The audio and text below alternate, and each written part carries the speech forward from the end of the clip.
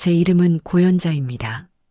올해 예순하고도 둘 굽은 길보다는 곧은 길을 걸으려 애쓰며 한평생을 살아왔어요.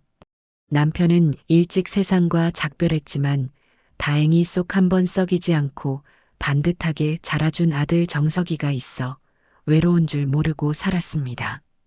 그 아들이 제 인생의 자부심이고 세상 그 무엇과도 바꿀 수 없는 보물이었죠. 그런 아들이 작년에 드디어 짝을 만나 가정을 꾸렸습니다. 며느리의 이름은 서민지. 처음 제 앞에 인사를 왔을 때 참 싹싹하고 얼굴도 예쁘장해서 복덩이가 굴러 들어왔구나 싶었어요. 하지만 사람 속은 한길 물속보다 깊다고 했던가요? 시간이 흐를수록 저는 그 아이의 반짝이는 미소 뒤에 숨겨진 또 다른 얼굴을 보게 되었습니다. 정석이가 민지를 처음 제게 소개하던 날이 아직도 생생해요. 저는 일부러 조용하고 정갈한 한정식 집에 자리를 마련했습니다. 어색할 수도 있는 첫 만남에 음식 맛이라도 좋아야 하지 않겠어요. 며칠 전부터 식당을 예약하고 아이들이 좋아할 만한 메뉴는 무엇일까 고민하며 혼자 부산을 떨었습니다. 그렇게 마음을 다해 준비한 자리였어요. 약속 장소에 들어서는 두 아이의 모습이 어찌나 예쁘던지 저도 모르게 얼굴에 한바구음이 피어났습니다. 정석이 옆에 꼭 붙어선 민지는 하얀 원피스를 입고 있었는데 그 모습이 꼭 5월의 아카시아 꽃 같았어요. 어머니, 안녕하세요. 서민지입니다. 민지는 제 앞에 서서 허리를 굽혀 꾸벅 인사를 했어요. 목소리는 또랑또랑했고 눈을 마주치며 웃는 얼굴에는 애교가 가득했습니다. 저는 민지의 손을 잡으며 아이고 예뻐라. 우리 정석이가 왜 그렇게 입이 마르도록 칭찬했는지 알겠네. 어서 앉아요. 라며 반갑게 맞이했죠. 식사를 하는 내내 분위기는 화기애애했습니다. 민지는 제가 묻는 말에 곧잘 대답했고 정석이를 살뜰히 챙기는 모습도 보여주었어요. 제 밥그릇 위에도 반찬을 올려주며 살갑게 굴었죠. 아들이 사람 보는 눈은 있구나. 저만치 싹싹하면 어디 가서 미움받을 일은 없겠다. 그렇게 생각하며 마음을 놓았습니다. 제 인생에 드디어 딸이 하나 생기는구나 싶어 가슴이 벅차오르기까지 했어요. 하지만 그 편안한 마음은 그리 오래가지 않았습니다. 식사를 마치고 근처 카페로 자리를 옮겼을 때 작은 균열이 보이기 시작했어요. 자리에 앉자마자 민지가 가방에서 휴대폰을 꺼내 들더니 아주 자연스럽게 영상 통화 버튼을 누르더군요. 화면 너머로 민지와 꼭 닮은 아마도 민지의 어머니인 듯한 분의 얼굴이 나타났습니다. 엄마, 나 지금 어디게? 민지의 목소리가 한 톤 높아졌어요. 조금 전까지 제게 조곤조곤 말하던 차분한 목소리는 온데간데없고 한껏 들뜨고 애교 넘치는 목소리였죠. 화면 속의 어머니에게 주변을 비춰주며 제잘거리는 모습이 영락없는 어린아이 같았습니다. 엄마, 나 정석 씨 어머님 만났는데 너무 좋으셔. 진짜 미인이시고 말씀도 정말 우아하게 하셔. 엄마도 직접 뵈면 정말 좋아할 거야. 제 칭찬을 늘어놓는 민지의 목소리를 들으며 저는 그저 옅은 미소만 짓고 있었습니다. 물론 듣기 좋은 말이긴 했지만 이상하게도 그 칭찬이 제게 하는 말처럼 들리지 않았어요. 마치 나 이렇게 잘하고 있어요 라고 친정어머니에게 보고하는 듯한 느낌이었죠. 정작 제 얼굴을 보며 나누는 대화는 거의 없었습니다. 영상 통화는 꽤 길게 이어졌고 그동안 저는 아들 녀석과 멋쩍은 눈빛만 주고받을 뿐이었어요. 요즘 젊은 애들은 다 저런가 보다. 애써 이해하려 했지만 마음 한구석에 자리 잡은 찜찜함은 어쩔 수 없었습니다. 그날의 그 작은 어색함이 앞으로 벌어질 일들의 서막이었다는 것을 그때는 미처 알지 못했지요. 그렇게 두 아이는 결혼을 했고 저는 새로운 며느리를 가족으로 맞이했습니다. 결혼 후 첫 명절이 다가왔어요. 저는 모처럼 아들 내외가 온다는 생각에 며칠 전부터 장을 보고 음식을 준비하며 들떠 있었습니다. 민지가 어떤 음식을 좋아할까 싶어 정석이에게 몰래 물어보기까지 했죠. 명절 당일 아들 부부는 점심시간이 다 되어서야 모습을 드러냈어요. 어머니, 저희 왔어요. 차가 많이 막히더라고요. 민지는 피곤한 기색이 역력한 얼굴로 거실 소파에 가방을 던지듯 내려놓았습니다. 저는 오느라 고생했다. 어서 들어와. 라며 아이들을 맞았죠. 민지는 부엌으로 들어와 제가 차려놓은 음식들을 보더니 우와, 어머니 혼자 이 많은 걸 다 하셨어요? 정말 대단하세요. 라고 말했어요. 그러고는 수저를 놓고 행주로 상을 한번 닦는 것이 전부였습니다. 제가 전이라도 부치겠냐고 앞치마를 건네자 기름 냄새를 맡으면 속이 울렁거린다며 손사래를 쳤어요. 식사를 마친 후에도 설거지는 당연히 제 몫이었죠. 아들 녀석이 민지야, 너가 어머니 좀 도와드려.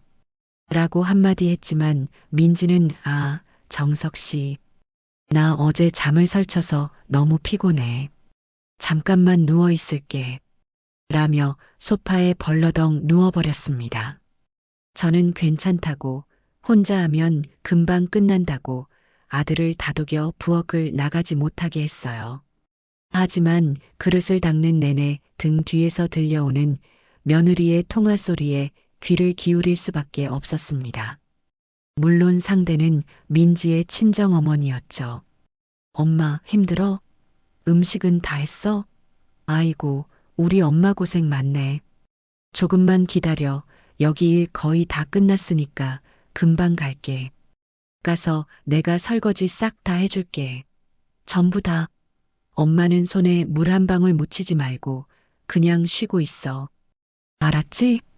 그 말을 듣는 순간 제 손에 들려있던 접시가 하마터면 바닥으로 떨어질 뻔했습니다. 시댁에 와서는 피곤하다며 손가락 하나 까딱하지 않던 아이가 친정에 가서는 모든 일을 다 해주겠다고 큰 소리를 치고 있었으니까요. 저는 조용히 설거지를 마쳤습니다. 그리고 소파에 누워 휴대폰만 만지작거리는 며느리와 그 옆에서 안절부절 못하며 제 눈치만 살피는 아들을 번갈아 쳐다보았어요. 화가 나기보다는 헛웃음이 나왔습니다. 그래, 너에게 시댁은 그저 잠시 거쳐가는 정류장 같은 곳이구나. 저는 아무 말도 하지 않았습니다. 지금 여기서 한마디 해봤자 아들 녀석만 중간에서 힘들어질 게 뻔했으니까요. 저는 그저 모든 것을 지켜보기로 했습니다. 그 후로도 비슷한 일들은 계속해서 반복되었습니다. 어느 주말 오후 민지가 정석이와 함께 저희 집에 잠시 들렀어요. 제가 며칠 전 동네 옷가게에서 세일하길래 사입은 화사한 블라우스를 보고 민지가 입을 열었습니다. 어머니, 그 옷 화사하고 예쁘네요. 저희 엄마도 이런 스타일 좋아하시는데. 그래, 이런 옷 좋아하시는구나. 저는 별 생각 없이 대답했어요. 하지만 이어지는 며느리의 말은 제 가슴에 작은 바늘을 콕 찌르는 듯 했습니다. 네, 그래서 얼마 전에 백화점 가서 훨씬 고급스러운 걸로 하나 사드렸어요. 소재부터가 다르더라고요. 저희 엄마는 좋은 옷 입으셔야죠. 그 말 속에 담긴 뜻을 제가 모를 리 없었죠. 어머니가 입은 건 싸구려 옷이고 우리 엄마는 비싸고 좋은 옷을 입는다. 은근히 저를 깎아내리며 자신의 친정 어머니를 치켜세우는 그 영악함에 기가 막혔습니다. 하지만 저는 여기서 화를 내는 어리석은 시어머니가 되고 싶지 않았어요. 저는 평소처럼 온화하게 웃으며 대답했습니다. 그랬구나. 딸이 사준 옷이니 얼마나 좋아하실까. 역시 딸이 최고지. 제 대답에 민지는 순간 표정이 미묘하게 굳어지는 듯 했지만 이내 그렇죠, 어머니. 라며 멋쩍게 웃더군요. 저는 더 이상 그 주제로 이야기를 이어가지 않았습니다. 하지만 마음속으로는 똑똑히 새겨두었죠. 그래, 민지야. 너에게는 네 엄마가 최고겠지. 하지만 너도 잊지 말거라. 나에게는 내 아들이 최고라는 것을. 그렇게 크고 작은 서운함들이 제 마음속에 차곡차곡 쌓여가고 있었습니다. 저는 그저 모든 것을 지켜보기로 했습니다. 언젠가는 저 아이의 진심을 마주할 날이 오겠지요.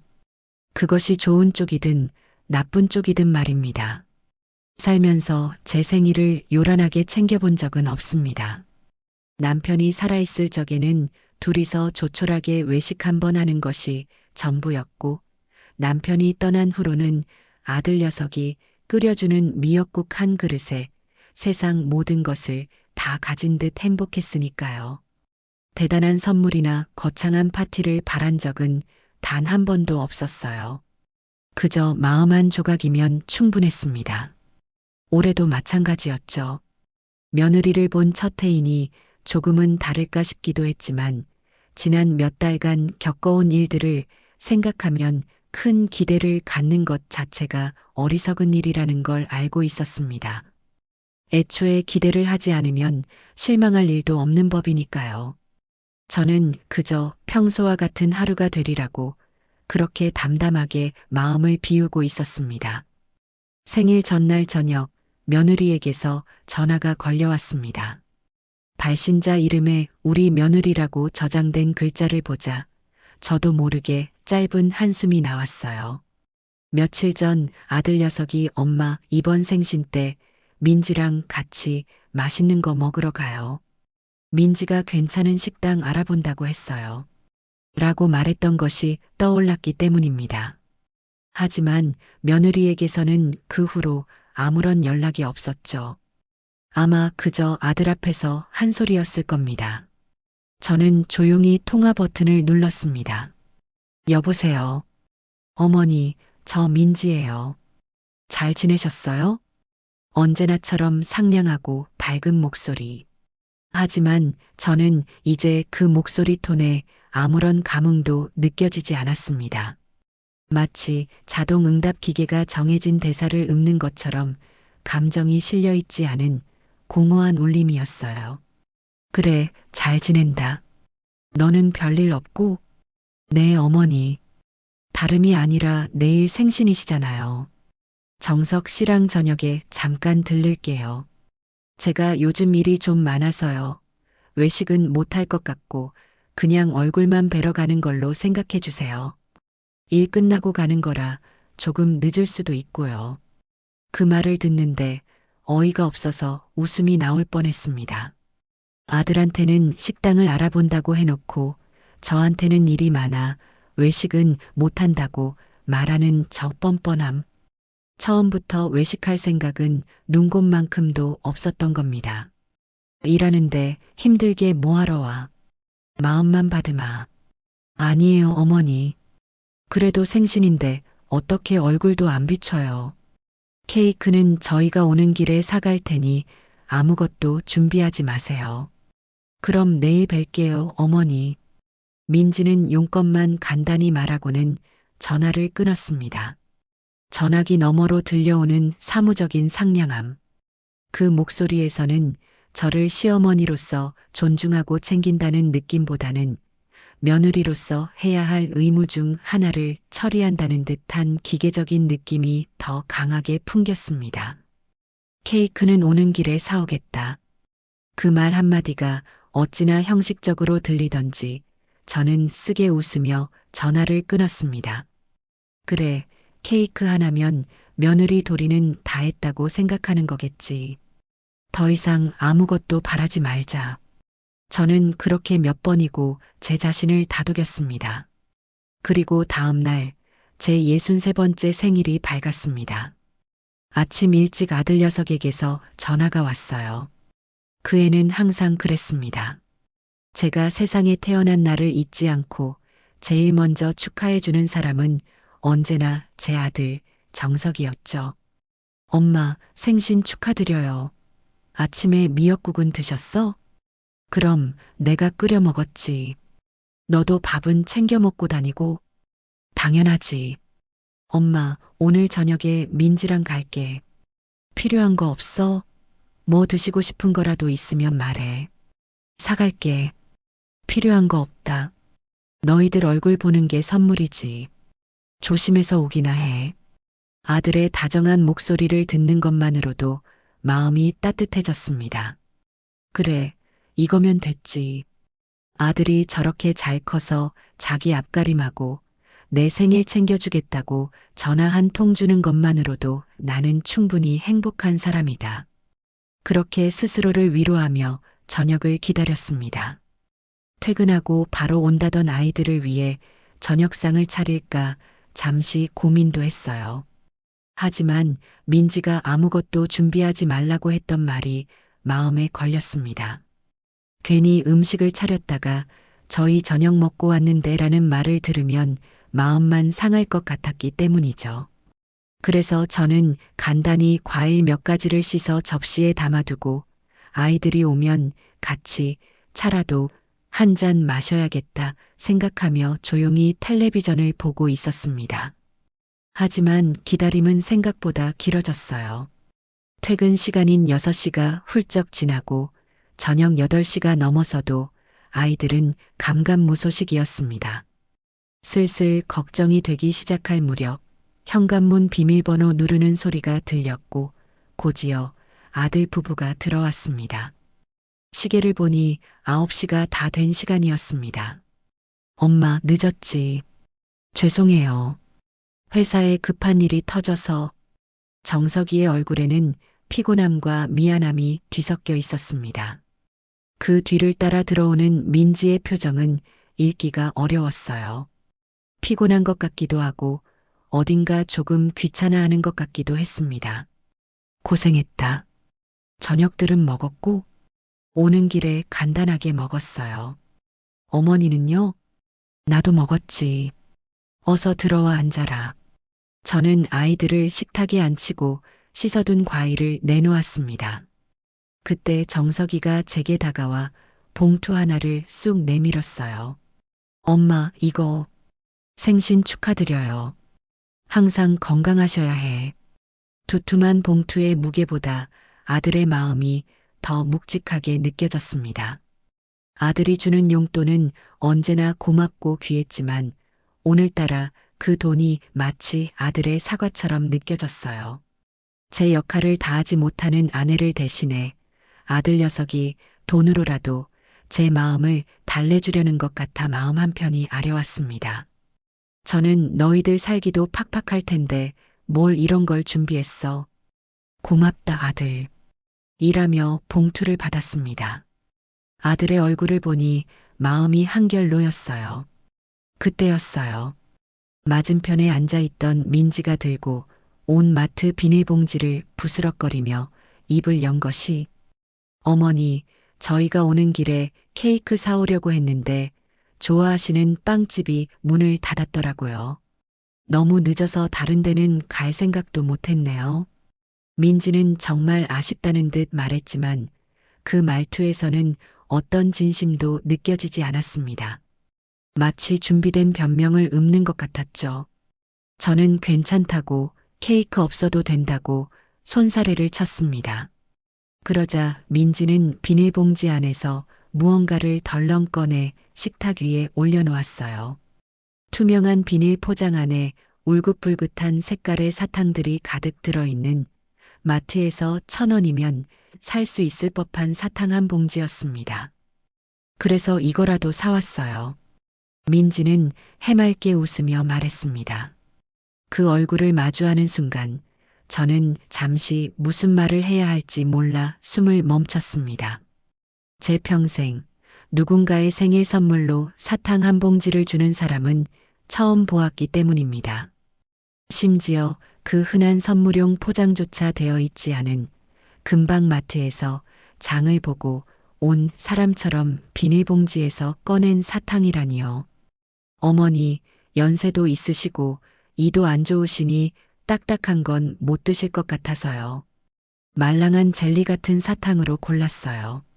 입 심심하실 때 하나씩 드시면 좋잖아요. 그 말을 듣는 순간 아들의 얼굴이 돌처럼 굳어지는 것이 제 눈에 똑똑히 보였습니다. 아들의 표정에는 당혹감과 분노, 그리고 저에 대한 미안함이 복잡하게 얽혀 있었어요. 하지만 정작 선물을 건넨 민지는 무엇이 잘못되었는지 전혀 모르는 듯 여전히 천진한 미소를 띠고 있었습니다. 이가 안 좋으시니 입 심심하실 때 드시라는 그 말이 마치 철없는 어린아이를 대하는 듯한 말투로 들려 가슴이 서늘해졌습니다.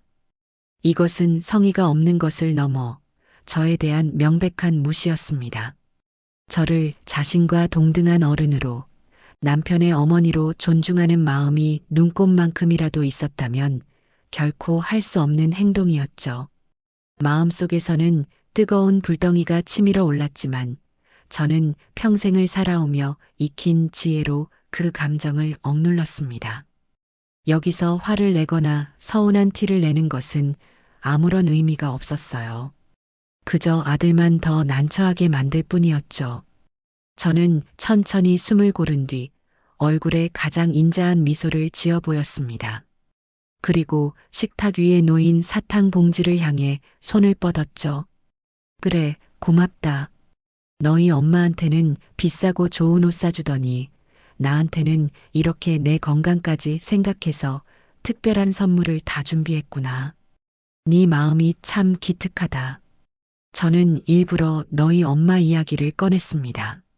제 말에 민지의 얼굴에서 웃음기가 순식간에 사라졌습니다. 당황한 기색이 역력했죠. 아들 정석이는 이제 고개를 푹 숙인 채 아무 말도 하지 못했습니다. 식탁 위에는 무겁고 차가운 침묵이 흘렀어요. 분위기를 견디지 못한 아이들은 과일 한 조각 제대로 먹지 않고 서둘러 자리에서 일어났습니다. 어머니, 저희 내일 일찍 출근해야 해서 이만 가볼게요. 그래, 어서 가봐라. 운전 조심하고. 저는 아무 일 없었다는 듯 아이들을 현관까지 배웅했습니다. 문이 닫히고 집안에 다시 정적이 찾아왔을 때 저는 천천히 식탁으로 돌아왔습니다. 식탁 위에는 아들이 준 돈 봉투와 며느리가 주고 간 사탕 한 봉지가 나란히 놓여 있었어요. 저는 의자에 앉아 한참 동안 그 두 개의 물건을 번갈아 바라보았습니다. 서운함, 분노, 배신감. 그런 감정들은 이미 차갑게 식어버린 뒤였습니다. 대신 그 자리에는 아주 차분하고 명료한 하나의 생각이 떠올랐습니다. 그래, 좋다.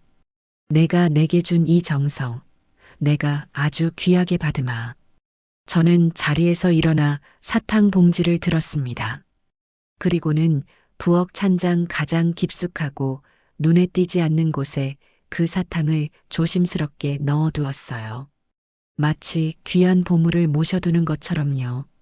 이것은 충동적인 행동이 아니었습니다. 이것은 나의 아들을 위해, 그리고 나 자신을 위해 반드시 해야만 하는 일이었습니다. 이 사탕 한 봉지는 언젠가 반드시 죗값을 치르게 될 겁니다. 가장 확실하고 가장 통쾌한 방식으로 말이죠. 그날 밤 저는 억울함에 잠을 설치는 대신 아주 오랜만에 깊고 편안한 잠을 잤습니다. 마음속에 뚜렷한 목표가 생겼기 때문일지도 모릅니다. 시간은 무심하게 흘러 계절이 두어 번 바뀌었습니다. 저는 며느리가 주고 간 사탕의 존재를 잊은 듯 평소와 다름없이 지냈어요. 며느리는 여전히 제게 가끔씩 안부 전화를 걸어왔고 주말이면 아들 녀석과 함께 집에 들르기도 했습니다. 하지만 그 아이의 행동은 조금도 달라지지 않았죠. 제 앞에서는 상냥한 며느리인 척했지만 그가면 뒤에 숨겨진 무관심과 이기심은 조금도 감춰지지 않았습니다. 저는 더 이상 상처받지도 실망하지도 않았습니다. 그저 조용히 모든 것을 지켜보며 때를 기다릴 뿐이었어요. 그리고 마침내 그 기회가 찾아왔습니다. 어느 가을날 저녁이었어요. 며느리에게서 전화가 걸려왔습니다. 평소의 의무적인 목소리가 아닌 한껏 들뜨고 신이 난 목소리였어요. 저는 그 목소리의 주인이 민지가 아닌 다른 사람인가 싶을 정도였습니다. 어머니, 저 민지예요. 좋은 소식이 있어요.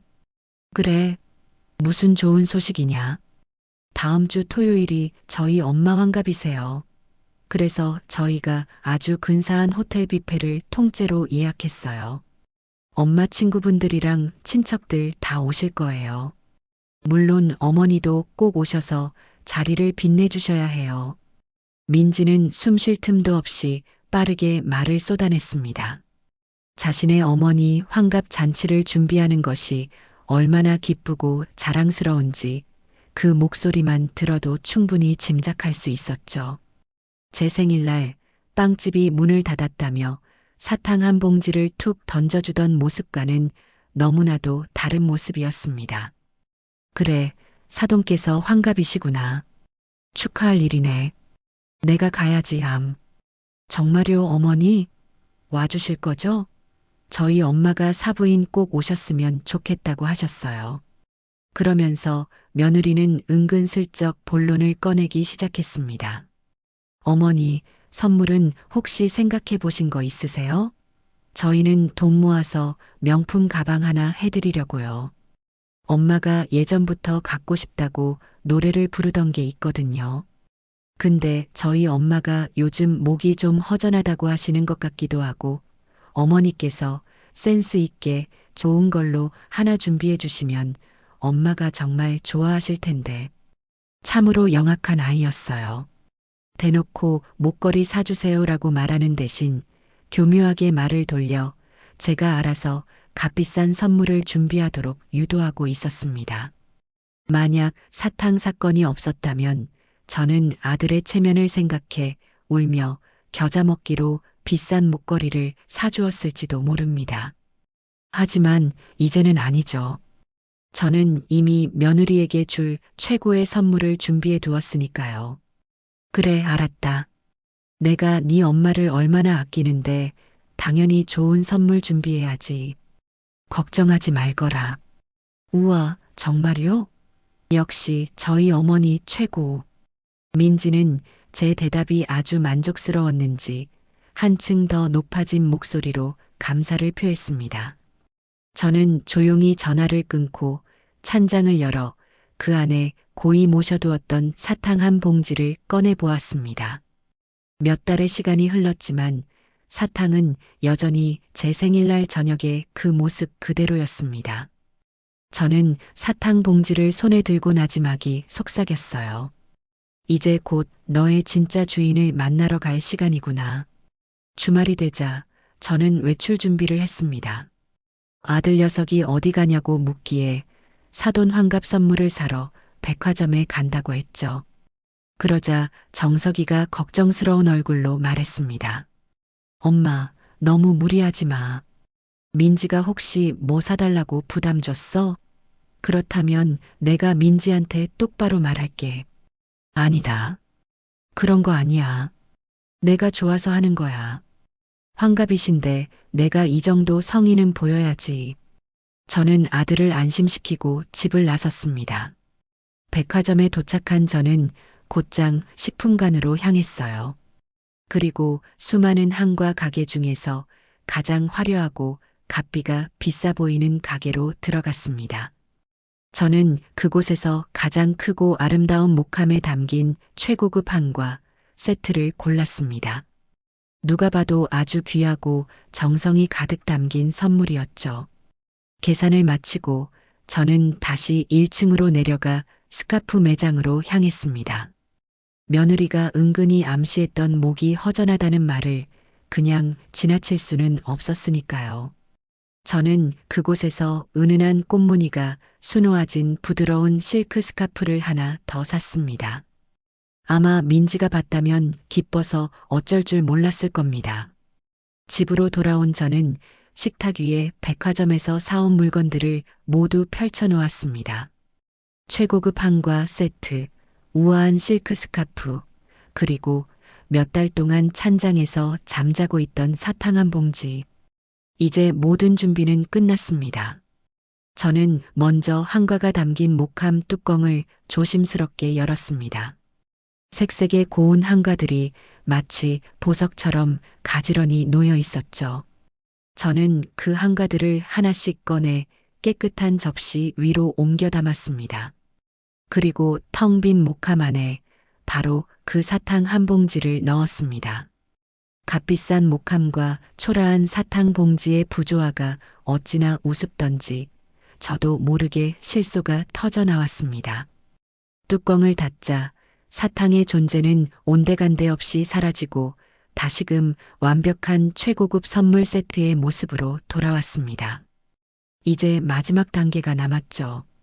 저는 함께 사온 고운 비단 보자기를 펼쳤습니다. 그리고 사탕이 든 한과 상자를 그 중앙에 놓고 한 올 한 올 정성을 다해 포장하기 시작했어요. 제 손길은 마치 귀한 예술 작품을 다루는 장인처럼 신중하고 섬세했습니다. 매듭 하나까지도 흐트러짐 없이 완벽하게 묶었죠. 마침내 포장이 끝났을 때 제 앞에는 누가 봐도 아주 귀하고 값비싼 선물만이 놓여 있었습니다. 그때 방에서 나온 아들 정석이가 그 모습을 보고는 감탄하며 물었습니다. 우와, 엄마. 뭘 그렇게 정성껏 포장하세요? 정말 예쁘다. 장모님 드리려고요? 저는 아들을 돌아보며 제 인생에서 가장 의미심장한 미소를 지어 보였습니다. 그럼 너희 장모님께 드릴 최고의 선물이다. 제 대답에 아들은 아무런 의심 없이 고개를 끄덕였습니다. 우리 엄마가 장모님을 저렇게 생각해 주시는구나. 아마 속으로 그렇게 생각하며 안도했을 겁니다. 저는 아들의 그 순진한 얼굴을 보며 생각했어요. 아들아, 미안하다.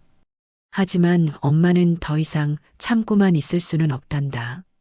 너의 가정을 지키기 위해, 그리고 나 자신을 지키기 위해 이 방법밖에는 없구나. 저는 완벽하게 포장된 선물을 소중하게 들어 올려 장식장 가장 잘 보이는 곳에 올려두었습니다. 이제 결전의 날은 얼마 남지 않았습니다. 드디어 사돈의 환갑 잔치날이 밝았습니다. 저는 아침부터 욕실에서 몸을 깨끗이 씻고 가장 아끼는 옷을 꺼내 입었습니다.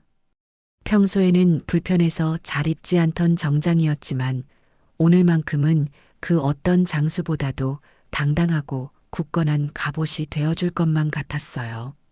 화장대 앞에 앉아 은은하게 화장을 하고 머리도 미용실에 다녀온 것처럼 단정하게 매만졌습니다. 거울 속에 비친 제 모습은 초라한 늙은이가 아닌 품이 있고 당당한 한 사람이었습니다. 저는 제 자신에게 속으로 말했죠. 고연자, 오늘 절대 기죽지 마라. 너는 잘못한 것이 아무것도 없다. 약속한 시간이 다가오자 아들 부부가 저를 데리러 왔습니다. 차에 오르자 민지가 장식장 위에 있던 선물을 보지 못했는지 제게 조심스럽게 물었습니다. 어머니, 선물은 준비하셨어요? 저는 아무 말 없이 뒷좌석에 놓아두었던 비단 보자기 꾸러미를 가리켰습니다. 그것을 본 민지의 얼굴에 순식간에 화색이 돌았어요. 우와, 어머니. 역시 최고세요. 저희 엄마가 정말 좋아하시겠다. 민지는 진심으로 기뻐하는 듯 보였습니다. 그 아이는 보자기에 쌓인 내용물이 무엇인지 상상도 하지 못한 채 그저 자신의 엄마가 값비싼 선물을 받게 되었다는 사실에 들떠 있었죠. 저는 그런 며느리를 보며 속으로 쓴웃음을 지었습니다. 그래, 지금 실컷 좋아해 두거라. 그 웃음이 얼마나 갈지 나도 궁금하구나.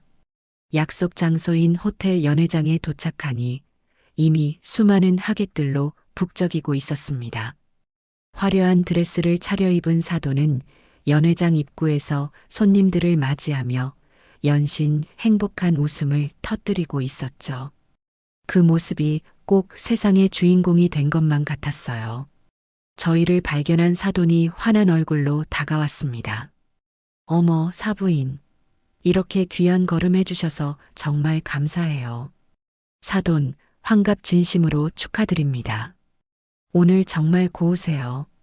서로 인사를 나누는 동안에도 며느리는 제 손에 들린 선물 꾸러미를 보며 안절부절 못하는 눈치였습니다. 마치 빨리 저 선물을 자기 엄마에게 자랑하고 싶어 하는 어린아이처럼요. 아니나 다를까 민지는 저를 이끌고 선물들이 산처럼 쌓여 있는 테이블로 향했습니다. 어머니, 와주셔서 정말 감사해요. 선물은 이쪽에 두시면 돼요. 저는 민지가 가리키는 테이블 위에 조용히 선물 꾸러미를 내려놓았습니다. 수많은 선물들 사이에서도 고운 비단 보자기에 쌓인 제 선물은 단연 눈에 띄었습니다. 자리에 앉아 음식을 먹는 내내 저는 연회장 안의 사람들을 조용히 관찰했습니다. 모두가 사돈의 환갑을 축하하며 웃고 떠들고 있었지만 그 웃음 뒤에 숨겨진 각자의 계산과 허영심이 언뜻 엿보였죠. 어쩌면 오늘 이 자리는 한 사람의 인생을 축하하는 자리라기보다는 서로의 부와 체면을 과시하는 경연장에 더 가까워 보였습니다. 식사가 어느 정도 마무리되고 드디어 행사의 하이라이트인 선물 증정식이 시작되었습니다. 사회자의 진행에 따라 사람들이 차례대로 나와 선물을 건네고 축사를 했어요. 사돈은 선물을 하나씩 풀어볼 때마다 마치 처음 받아보는 사람처럼 감탄사를 연발하며 기쁨을 감추지 못했습니다. 명품 가방, 보석, 상품권, 현금 다발. 상상할 수 있는 모든 값비싼 선물들이 그 자리에 등장했습니다. 마침내 제 차례가 되었습니다. 사회자가 다음은 사부인이신 고연자 여사님께서 축하 말씀을 해주시겠습니다. 라고 외치자 모든 사람들의 시선이 제게로 쏠렸습니다. 저는 천천히 자리에서 일어나 조금 전 테이블 위에 올려두었던 선물 꾸러미를 들고 단상으로 걸어 나갔습니다. 저는 마이크를 잡고 하객들을 향해 가볍게 목례를 한 뒤 사돈을 바라보며 입을 열었습니다. 사돈, 61번째 생신을 진심으로 축하드립니다. 늘 건강하시고 오늘처럼 웃을 일만 가득하시기를 바랍니다. 짧은 축사를 마친 저는 정성껏 포장한 선물을 사돈에게 건넸습니다. 사돈은 고운 비단 보자기를 보더니 눈을 동그랗게 뜨며 말했어요. 어머, 사부인. 뭘 이렇게 귀한 걸 다. 포장부터가 정말 남다르네요. 정말 감사해요. 사돈은 활짝 웃으며 선물을 받았습니다. 며느리는 그 옆에서 마치 자기가 선물을 주는 것처럼 어깨를 으쓱하며 뿌듯한 표정을 짓고 있었죠. 모든 사람들의 시선이 집중된 가운데 사돈이 비단 보자기를 풀고 상자를 열었습니다. 그리고 그 안에 덩그러니 놓인 사탕 한 봉지를 발견했죠. 순간 시끄럽던 연회장 안의 모든 소음이 거짓말처럼 멎었습니다. 마치 시간이 멈춘 것 같았어요. 사돈은 눈앞의 광경을 믿을 수 없다는 듯 텅 빈 목함과 그 안에 담긴 사탕 봉지를 번갈아 쳐다보며 눈만 끔뻑거렸습니다. 며느리의 얼굴은 새하얗게 질려갔고 아들 정석이의 얼굴에는 경악과 혼란이 가득했습니다. 하객들은 무슨 영문인지 몰라 수군거리기 시작했죠. 그 완벽한 침묵 속에서 저는 마이크를 다시 입가로 가져갔습니다. 그리고 제 인생에서 가장 온화하고 가장 또렷한 목소리로 말했습니다. 사돈, 그게 무엇인지 궁금하시지요? 제 생일날 사랑하는 며느리가 저에게 준 아주 귀한 사탕입니다. 어른들께는 이런 게 최고라면서요. 이렇게 귀하고 좋은 건 저 혼자만 먹을 수 없지요. 그래서 사돈과 함께 나누고 싶어 가지고 왔습니다. 사돈께서도 틀림없이 좋아하실 거라 생각했어요. 제 말이 끝나자마자 연회장 안은 그야말로 아수라장이 되었습니다. 사람들의 경악 어린 탄성과 수군거림이 파도처럼 밀려왔고 며느리는 이제 얼굴이 하얗다 못해 파랗게 질려 금방이라도 쓰러질 것만 같았습니다. 화가 머리끝까지 치민 사돈은 저를 죽일 듯이 노려보았지만 차마 여러 사람 앞에서 소리를 지르지는 못하고 입술만 파르르 떨고 있었죠. 저는 그 모든 광경을 단상 위에서 조용히 그리고 아주 만족스럽게 지켜보았습니다. 드디어 몇 달 동안 묵혀두었던 체증이 시원하게 내려가는 순간이었습니다. 제 말이 마이크를 통해 연회장 전체에 울려 퍼지는 순간 세상의 모든 소리가 사라지는 듯 했습니다. 하객들의 웃음소리, 잔 부딪히는 소리, 배경으로 흐르던 음악 소리까지도 일순간에 증발해버렸죠. 그 자리에 남은 것은 오직 얼어붙은 공기와 수백 개의 눈동자가 만들어내는 무겁고 질식할 듯한 침묵뿐이었습니다. 사돈의 얼굴은 처음에는 새하얗게 질렸다가 이내 분노로 시뻘게 달아올랐습니다. 제 평생 그렇게 험악하고 원망이 가득 담긴 표정은 처음 보았어요. 그 옆에 선 며느리 민지는 이미 영혼이 빠져나간 사람처럼 텅 빈 눈으로 허공만 바라보고 있었습니다. 아마 자신의 귀로 무슨 말을 들었는지, 눈앞에서 무슨 일이 벌어지고 있는지 제대로 인지조차 하지 못하는 듯 보였죠. 단상 아래에 서 있던 아들 정석이는 충격으로 입을 벌린 채 저와 사돈, 그리고 민지를 번갈아 쳐다보았습니다. 그 아이의 눈빛은 엄마 대체 왜 이러시는 거예요? 라고 소리 없이 외치고 있었어요. 하객들은 처음에는 어리둥절한 표정으로 서로 눈치만 살피더니 이내 제 말의 의미를 파악하고는 낮은 목소리로 수군거리기 시작했습니다. 그 수군거림은 들불처럼 순식간에 번져나가 연회장 전체를 웅성거림으로 가득 채웠습니다. 그들에게 사돈의 환갑잔치는 이제 더 이상 축하의 자리가 아닌 흥미진진한 구경거리, 막장 드라마의 한 장면이 되어버린 것이었죠. 저는 그 모든 혼란의 중심에서 조금의 미동도 없이 조용히 사돈을 마주보고 서 있었습니다. 저는 이 싸움에서 결코 먼저 눈을 피할 생각이 없었어요. 얼마나 지났을까요? 정신을 차린 며느리가 비명 같은 소리를 내며 제 아들의 팔을 붙잡았습니다. 정석 씨, 나는 말을 잇지 못하고 입술만 파르르 떠는 민지를 보며 정석이는 마침내 결심을 굳힌 듯 저를 한번 쏘아보고는 민지의 어깨를 감싸 안고 밖으로 향했습니다. 마치 제가 두 사람을 해치기라도 할 것처럼 아들은 며느리를 보호하며 황급히 그 자리를 벗어났어요. 그 모습을 보는 가슴 한편이 시큰했지만 저는 애써 태연함을 유지했습니다. 정석이는 민지를 먼저 밖으로 내보낸 뒤 다시 제게로 성큼성큼 다가왔습니다. 그 아이의 얼굴은 분노와 실망 그리고 이루 말할 수 없는 창피함으로 일그러져 있었죠. 어머니 가시죠. 아들은 저를 엄마라고 부르지도 않았습니다. 차갑고 딱딱한 목소리로 내뱉은 그 말에는 원망이 가득 담겨 있었어요. 저는 아무 말 없이 고개를 끄덕이고 단상에서 내려왔습니다. 제가 테이블로 돌아가 제 가방을 챙기는 그 짧은 순간에도 하객들의 시선은 마치 가시처럼 제 등 뒤에 와서 박히는 것 같았습니다. 저는 허리를 꼿꼿이 세우고 그 어떤 구경꾼의 시선에도 아랑곳하지 않으며 당당하게 연회장을 걸어 나왔습니다. 마치 개선장군처럼요.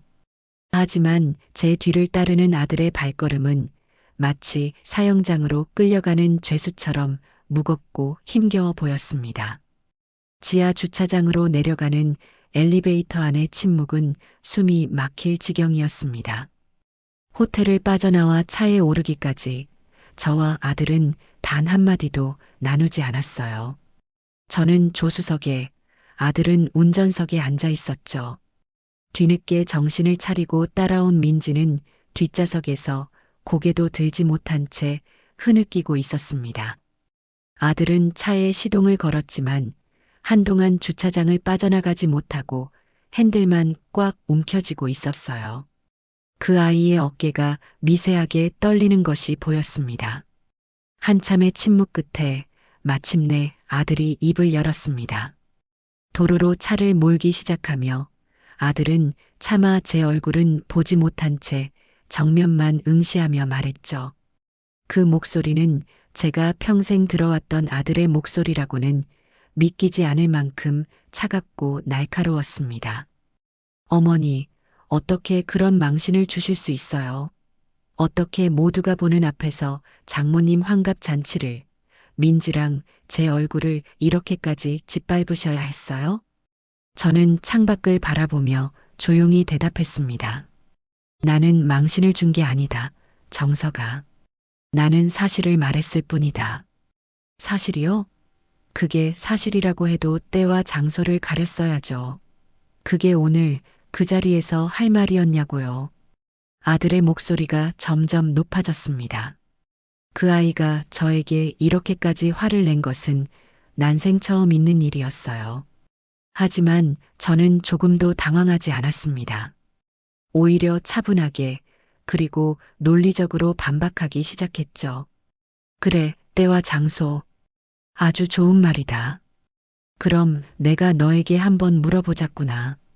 네 아내는 내 생일날 밤 9시가 다 되어서 찾아와서는 빵집이 문을 닫았다는 성의 없는 변명과 함께 사탕 한 봉지를 툭 던져주었다.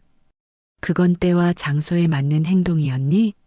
결혼 후 첫 명절에 시댁에 와서는 피곤하다며 소파에 누워 친정엄마와 통화하며 내가 가서 다 해주겠다고 말하는 건 그 상황에 맞는 행동이었고, 내 옷을 보고 우리 엄마는 더 비싼 옷 사드렸다며 나를 은근히 깎아내린 건 시어머니 앞에서 할 말이었더냐?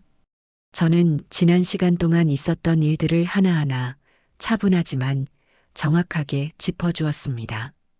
제 말에 아들은 대답을 하지 못했어요. 그저 거친 숨을 몰아쉬며 핸들을 잡은 손에 힘을 줄 뿐이었죠. 나는 네 아내가 내게 보여준 성의와 존중을 그대로 돌려준 것뿐이다. 네 아내는 내게 딱 그 사탕 한 봉지만큼의 존중을 보여주었어. 그래서 나도 사돈에게 똑같은 크기의 존중을 돌려드린 거다.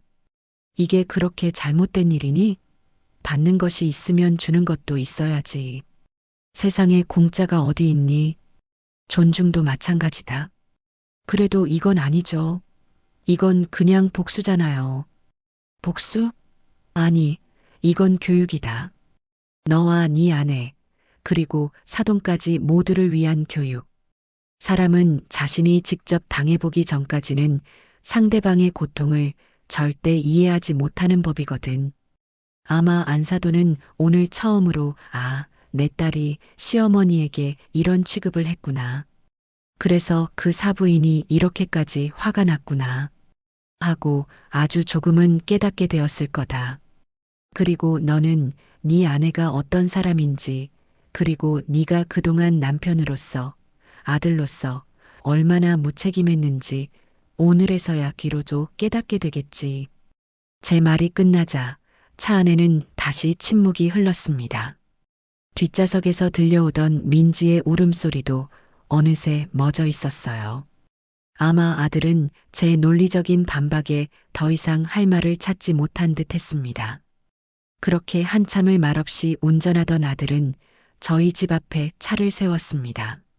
저는 나머지 이야기는 너희 부부가 집에 가서 따로 하거라. 라는 말을 남기고 조용히 차에서 내렸습니다. 아들은 끝내 저를 돌아보지 않았어요. 저는 그런 아들의 뒷모습을 잠시 바라보다가 현관으로 발걸음을 옮겼습니다. 집에 들어와 불을 켜자 낯선 적막감이 저를 덮쳤습니다. 혼자 산 세월이 길었지만 오늘 밤의 고요함은 유난히 무겁게 느껴졌어요. 저는 소파에 앉아 잠시 눈을 감았습니다. 오늘 있었던 일들이 파노라마처럼 머릿속을 스쳐 지나갔죠. 정말 잘한 일일까? 너무 심했던 건 아닐까? 하지만 이내 고개를 저었습니다. 후회는 없었어요. 이것이 최선이었음을 저는 알고 있었습니다. 골마 터지기 직전의 상처는 반드시 터뜨려 고름을 짜내야만 새살이 돋아나는 법이니까요. 그때였습니다. 요란하게 울리는 전화벨 소리가 집안의 정적을 갈랐습니다.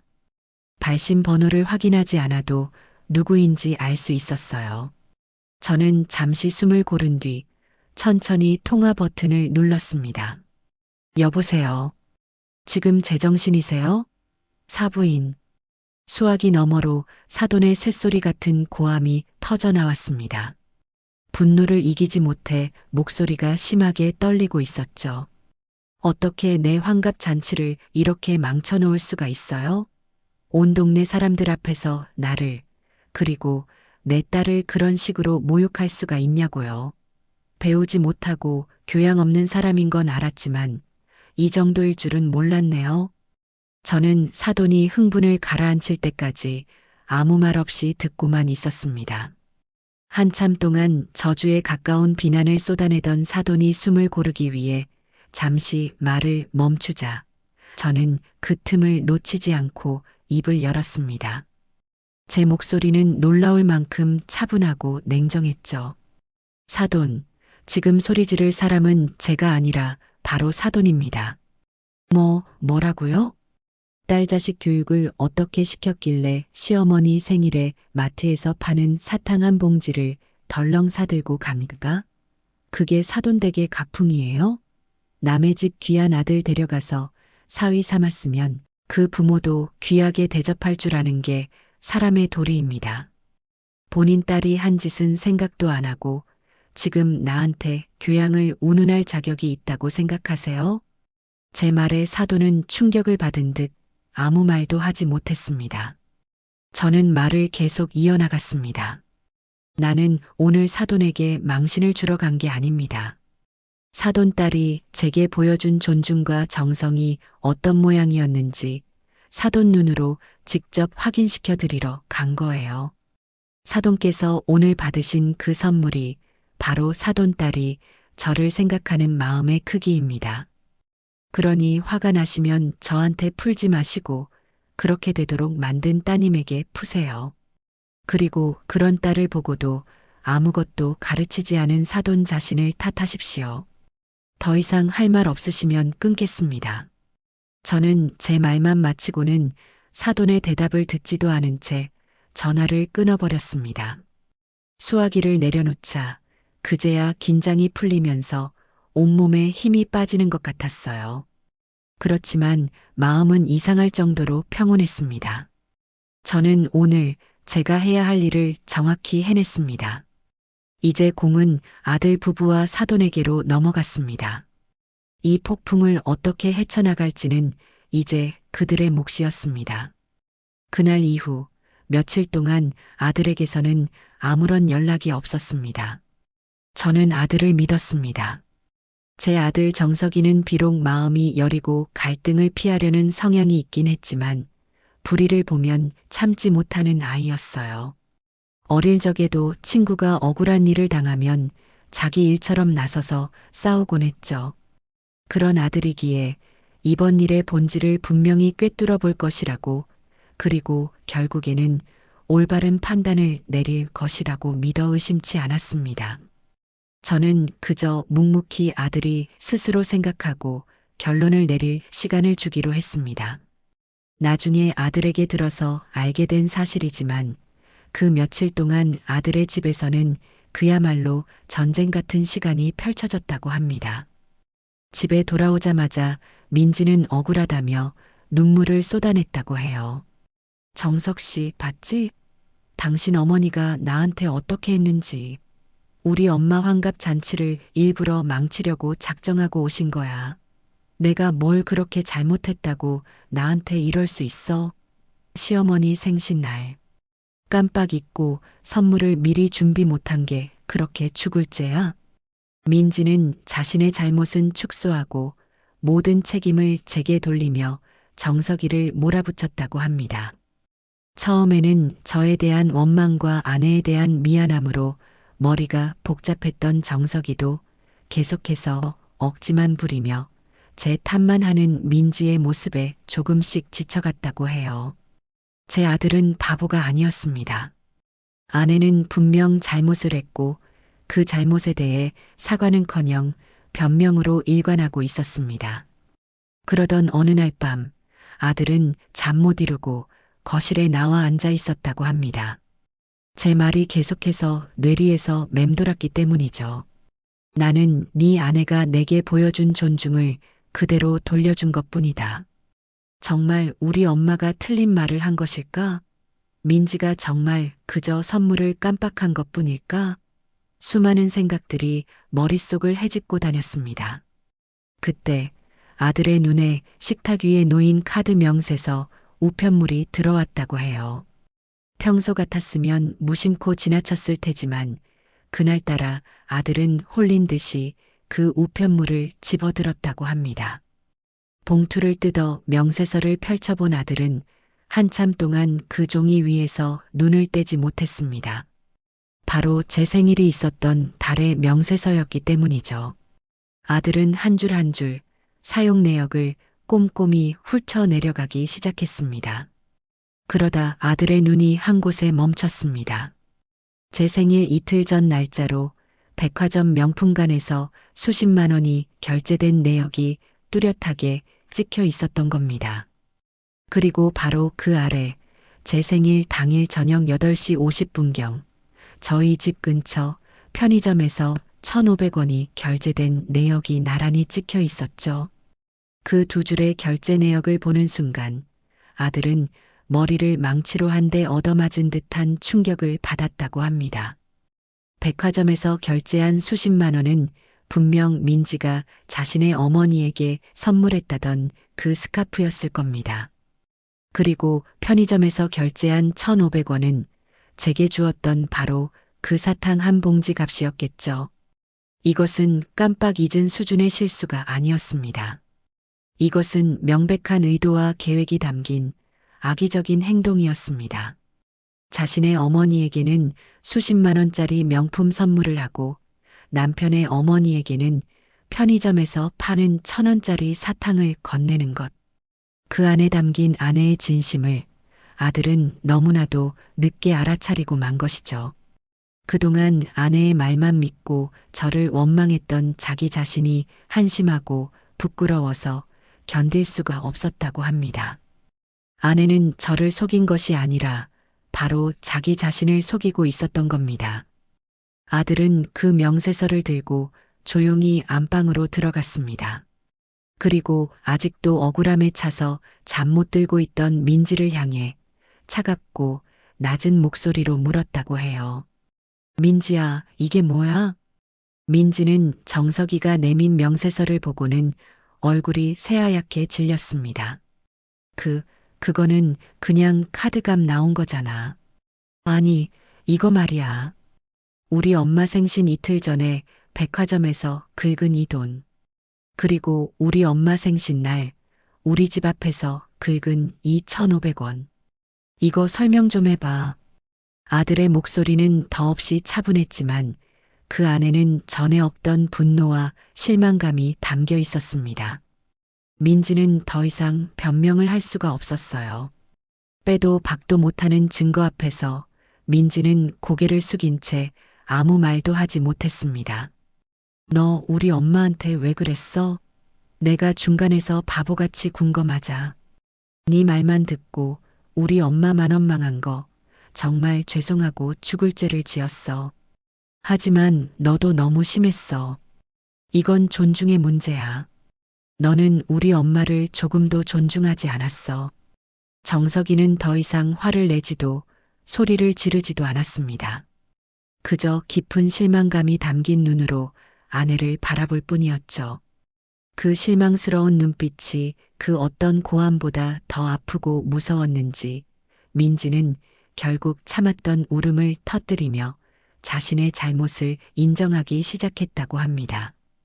친정엄마와 시어머니를 차별했던 것, 은연중에 저를 무시했던 것, 그리고 사탕 사건의 전말까지 모든 것을 울면서 털어놓았다고 해요. 그렇게 며칠간의 전쟁이 끝나고 닷새 만에 아들에게서 전화가 걸려왔습니다. 전화를 받자마자 아들은 아무 말 없이 흐느끼기 시작했습니다. 저는 조용히 아들이 마음을 추스를 때까지 기다려 주었죠. 한참을 울던 아들이 잠긴 목소리로 간신히 입을 열었습니다. 엄마 죄송해요. 제가 다 잘못했어요. 정말 죄송해요, 엄마. 저는 그 한마디에 그동안 아들에게 가졌던 모든 서운한 마음이 눈 녹듯 사라지는 것을 느꼈습니다. 이제 알았으면 됐다. 이제라도 알았으니 그걸로 된 거야. 아니에요, 엄마. 제가 너무 늦게 알았어요. 제가 남편 노릇, 아들 노릇을 제대로 못해서 엄마가 그런 수모를 겪게 만들었어요. 정말 죄송해서 얼굴을 들 수가 없어요. 됐다. 다 지난 일이다. 너라도 이제 바로 섰으니 그걸로 족하다. 저는 그렇게 아들을 용서했습니다. 제 아들은 잠시 길을 잃었을 뿐 결국에는 올바른 길을 찾아 돌아왔으니까요. 그것만으로도 저는 충분했습니다. 제 아들의 각성은 기나긴 싸움의 끝에서 제가 얻은 가장 값진 승리였습니다. 아들과의 통화가 끝나고 이틀 뒤 제 휴대폰에 모르는 번호로 전화가 걸려왔습니다. 받을까 말까 망설이다 조심스럽게 통화 버튼을 누르자 수화기 너머로 익숙하면서도 어색한 목소리가 들려왔습니다. 바로 사돈의 목소리였죠. 며칠 전 저에게 온갖 막말을 퍼붓던 기세는 온데간데 없고 어딘가 주눅이 든 듯한 기운 없는 목소리였습니다. 저 사부인. 저예요. 네, 사돈. 무슨 일이세요? 다름이 아니라 우리 민지한테 이야기 다 들었어요. 사부인 생신날 그 애가 아주 큰 잘못을 저질렀더군요. 제가 자식 교육을 잘못 시킨 탓입니다. 정말 면목이 없어요. 사돈의 목소리에는 진심 어린 반성의 기미보다는 어떻게든 이 사태를 수습해야 한다는 다급함이 더 크게 느껴졌습니다. 아마 아들 녀석이 민지에게 이혼이라도 요구할 것처럼 강하게 나갔을 테고 겁을 먹은 민지가 자기 엄마에게 달려가 모든 것을 털어놓았겠죠. 딸의 결혼 생활이 위태로워질 수 있다는 생각에 사돈 역시 자존심을 굽히고 제게 먼저 연락을 해온 것일 겁니다. 이제라도 아셨다니 다행입니다. 자식은 부모의 거울이라고 했습니다. 사돈께서도 이번 기회에 많은 것을 느끼셨기를 바랍니다. 저는 사돈의 사과를 받아주지도 그렇다고 내치지도 않은 채 원론적인 대답만 했습니다. 사돈은 잠시 머뭇거리더니 조심스럽게 본론을 꺼냈어요. 그래서 말인데 사부인 제가 애들을 데리고 조만간 댁으로 찾아뵙고 정식으로 사죄를 드리고 싶은데 괜찮으실까요? 저희가 무릎이라도 꿇고 빌어야 사부인 마음이 풀리신다면 그렇게라도 하겠습니다. 무릎이라는 단어까지 꺼내는 것을 보니 상황이 꽤나 급박하게 돌아가고 있는 모양이었습니다. 하지만 저는 아직 그들의 사과를 받을 준비가 되어 있지 않았어요. 진심이 담기지 않은 사과는 그저 상황을 모면하기 위한 거짓말에 불과하니까요. 아닙니다, 사돈. 그렇게까지 하실 필요는 없습니다. 그리고 사과는 저한테 할 것이 아니라 우리 정석이한테 먼저 해야지요. 사돈 따님은 제게만 잘못한 것이 아니라 당신 남편의 얼굴에 똥칠을 하고 그 마음을 갈기갈기 찢어놓았습니다. 정석이의 마음이 먼저 풀려야 저도 두 사람을 용서할지 말지 생각해 볼 수 있을 겁니다. 제 말에 사돈은 더 이상 아무 말도 하지 못했습니다. 저는 그럼 이만 끊겠습니다. 라는 말을 끝으로 전화를 끊었습니다. 그들의 계획대로 쉽게 용서해 줄 생각은 추호도 없었습니다. 변화는 그렇게 쉽게 이루어지지 않는 법이니까요.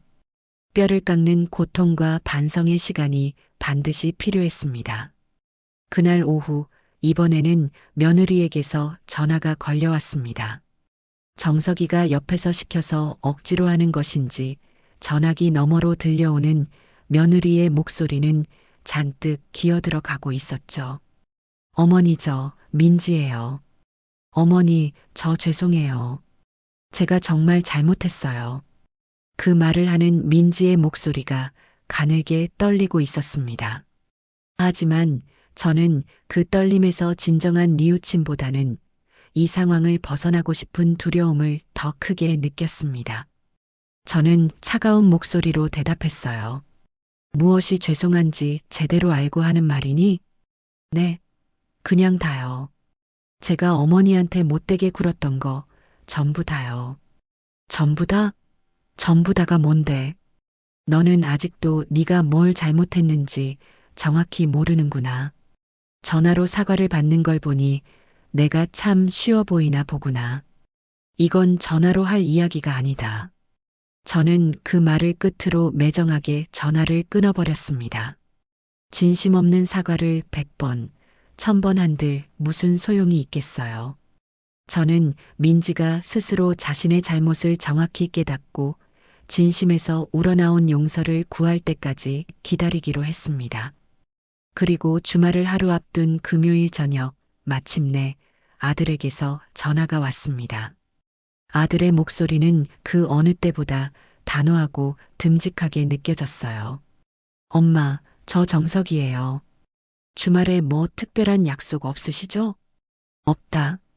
왜? 내일 오후에 제가 민지 데리고 집으로 찾아뵐게요. 아들의 말에 저는 잠시 망설였습니다. 아직 그 아이의 얼굴을 보고 싶지 않았기 때문이에요. 하지만 이어지는 아들의 말에 저는 마음을 바꿀 수밖에 없었습니다. 엄마, 걱정하지 마세요. 제가 민지한테 똑똑히 가르쳤어요. 자기가 뭘 잘못했는지, 그리고 엄마한테 어떻게 사죄를 드려야 하는지, 어설픈 용서는 구하지 않겠다고 약속했어요. 이건 저희 부부가 반드시 넘어야 할 산이에요. 엄마가 저희에게 그 산을 넘을 기회를 주셨으면 좋겠어요. 아들은 더 이상 어리광을 부리는 아이가 아니었습니다. 한 가정의 가장으로서 자신의 아내를 이끌고 잘못을 바로잡으려는 어른이 되어 있었죠. 그 듬직한 모습에 제 마음속에 단단하게 자리 잡고 있던 분노의 얼음이 조금씩 녹아내리는 것 같았습니다. 그래, 알았다. 내일 오너라. 저는 그렇게 아들의 청을 허락했습니다. 이것은 며느리를 위한 것이 아니었습니다. 바로 자신의 가정을 지키기 위해 비로소 어른이 된 내 아들을 위한 것이었습니다. 내일은 과연 어떤 모습으로 제 앞에 나타날까요? 저는 조용히 내일의 만남을 준비하기 시작했습니다. 이것이 과연 진정한 변화의 시작이 될 수 있을까요? 아직은 모든 것이 불투명했지만 저는 한 가지는 확신할 수 있었습니다. 제 아들이 바로 서 있는 한 우리 가족에게는 아직 희망이 있다는 것을요.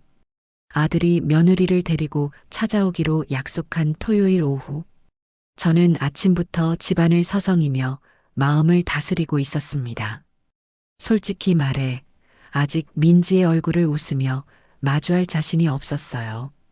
머리로는 아들을 봐서라도, 그리고 이 지긋지긋한 갈등을 끝내기 위해서라도 기회를 줘야 한다고 수없이 되뇌었지만 가슴속 깊은 곳에 박힌 상처의 파편들은 여전히 저를 쿡쿡 찔러대고 있었기 때문입니다.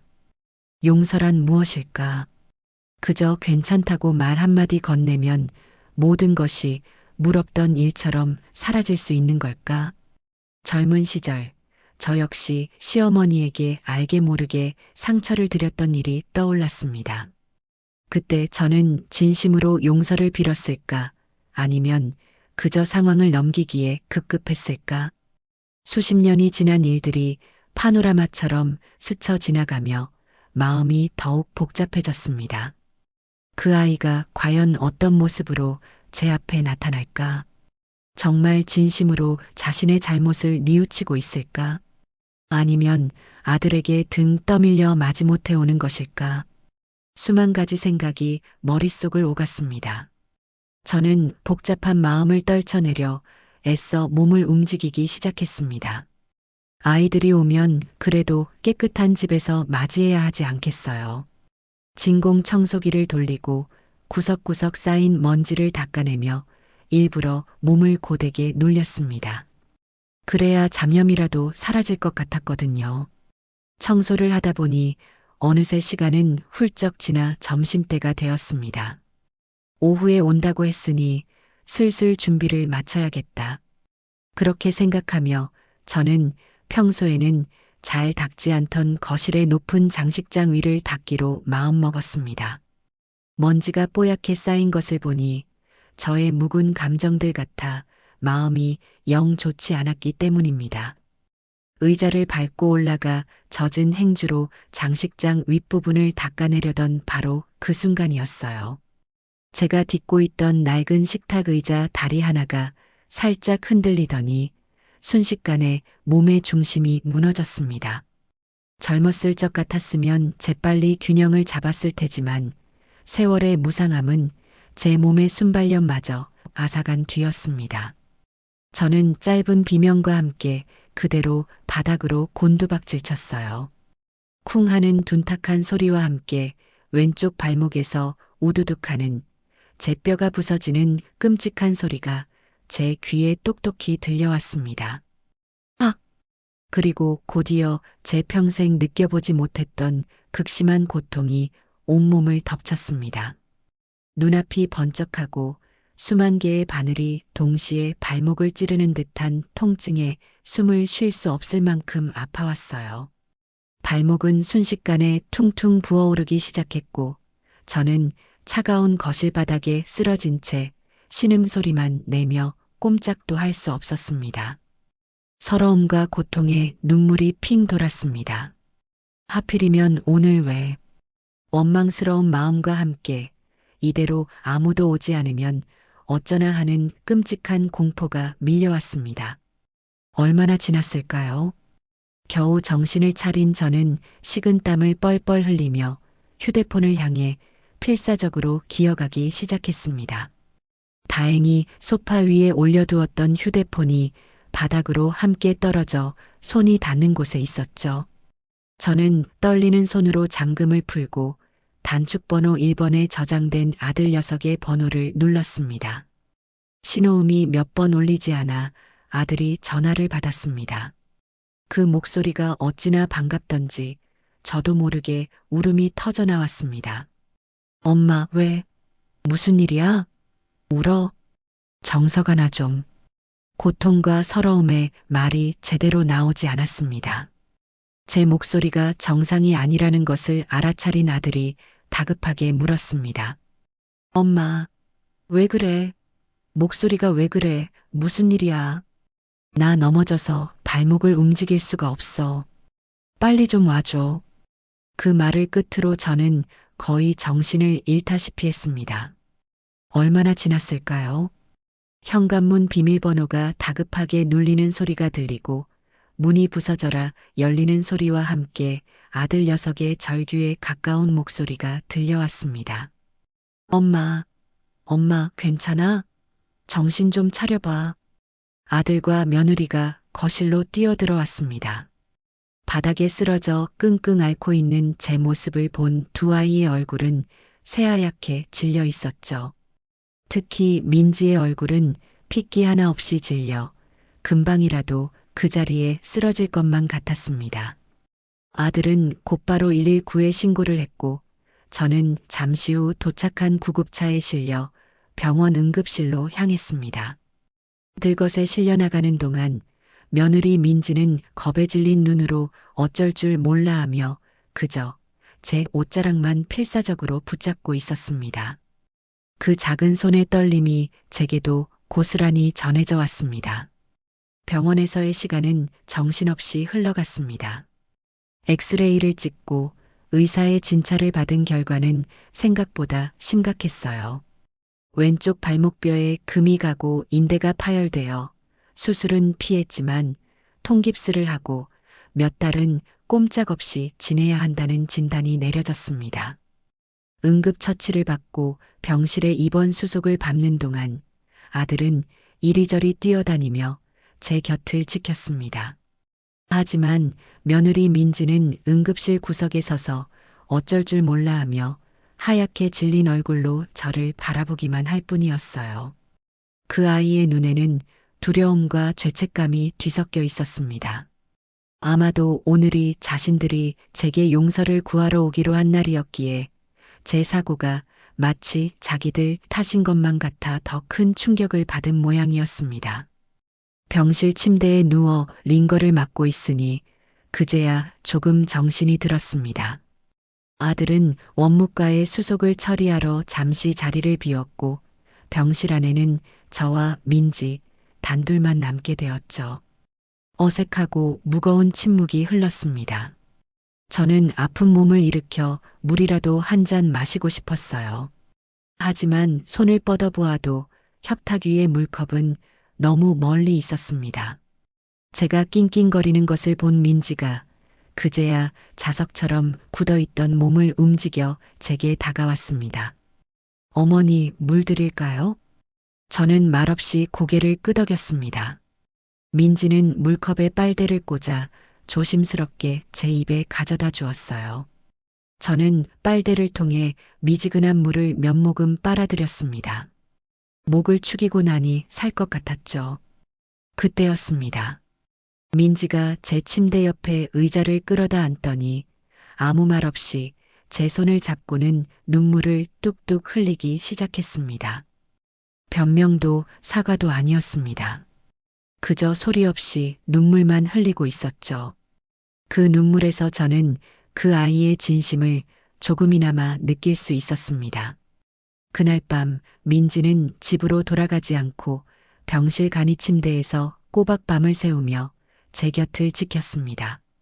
제가 밤새 끙끙 앓을 때마다 수건에 물을 적셔 제 이마를 닦아주었고 잠시라도 잠이 들면 행여 깰세라 숨소리조차 죽여가며 저를 살폈습니다. 다음 날 아침에는 어디서 구해왔는지 따뜻한 죽을 가져와 제 입에 직접 떠먹여 주었죠.